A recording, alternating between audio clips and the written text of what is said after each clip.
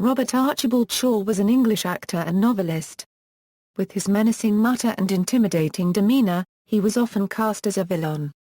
He is best remembered for his performances in From Russia with Love, A Man for All Seasons, The Sting, the original The Taking of Pelham 1-2-3, Black Sunday, Force 10 from Navarone, The Deep and Jaws, in which he played the shark hunter Quint. Early life: Robert Shaw was born in West Thornton, Lancashire, England, in 1927. His mother, Doreen, was a former nurse born in Pigs Peak, Swaziland, and his father, Thomas Shaw, was a doctor. He had three sisters, Elizabeth, Joanna, and Wendy, and one brother, Alexander. When he was 7, the family moved to Stromness, Orkney, Scotland. When he was 12, his father, an alcoholic, took his own life. The family then moved to Cornwall, where he went to the independent Rose School. Shaw was a teacher in Saltburn-by-the-Sea in the North Riding of Yorkshire for a brief period, then attended the Royal Academy of Dramatic Art in London. He served in the Royal Air Force, aircrew. Acting career: Shaw began his acting career in theatre, appearing in regional theatre throughout England. In 1952 he made his London debut in the West End at the Embassy Theatre, in Caro William. During the 1950s, Shaw starred in a British TV series which also appeared on American television as The Buccaneers. Shaw's best-known film performances include the assassin, Donald Grant, in the second James Bond film From Russia with Love. The title role in The Luck of Ginger Coffee. The relentless Panzer German army officer Colonel Hessler in Battle of the Bulge. A young Henry VIII in A Man for All Seasons. Lord Randolph Churchill, in Young Winston. General George Armstrong Custer in Custer of the West. The ruthless mobster Doyle Lonigan in The Sting, the equally ruthless subway hijacker and hostage-taker Mr. Blue in The Taking of Pelham 1-2-3. The shark-obsessed fisherman Quint in Jaws. Robin and Marian and lighthouse keeper and treasure hunter Roma Treese in The Deep, and the Israeli Mossad agent David Kabikov in Black Sunday, which was the most successful of his appearances in films as the principal good guy. Shaw was nominated for the Golden Globe Award and the Academy Award for Best Supporting Actor for his role in A Man for All Seasons. He performed on stage as well, across Britain and on Broadway in the U.S., where his notable performances include Harold Pinter's Old Times and The Caretaker, Friedrich Darwin Quarterine Marx the Physicists directed by Peter Brook, and The Man in the Glass Booth, inspired by the kidnapping and trial of Adolf Eichmann, written by Shaw himself, and directed by Pinter. Writing career: in addition to his acting career, Shaw was also an accomplished writer of novels, plays and screenplays. His first novel, The Hiding Place, published in 1960, met with positive reviews. His next, The Sun Doctor, published the following year, was awarded the Hawthornden Prize in 1962.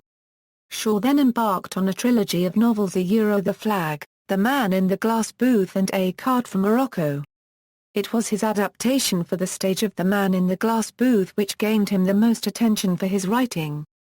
The book and play present a complex and morally ambiguous tale of a man who, at various times in the story, is either a Jewish businessman pretending to be a Nazi war criminal, or a Nazi war criminal pretending to be a Jewish businessman.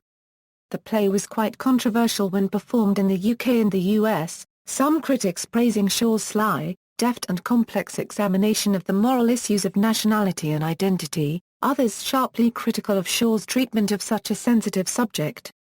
The Man in the Glass Booth was further developed for the screen, but Shaw disapproved of the resulting film and had his name removed from the credits. Shaw also adapted The Hiding Place into a screenplay for the film Situation Hopeless, but not serious, starring Alec Guinness. His play Cato Street, about the 1820 Cato Street conspiracy, was produced for the first time in 1971 in London. Death: Shaw died of a heart attack on August 28, 1978 while driving from Castlebar to his home in Turmakeddy, Ireland. He suddenly became ill, stopped the car, stepped out and then collapsed on the roadside. He was rushed to Castlebar General Hospital and was pronounced dead aged 51. He had just completed filming of Avalanche Express. Shaw's remains were cremated and his ashes scattered near his home in Ireland.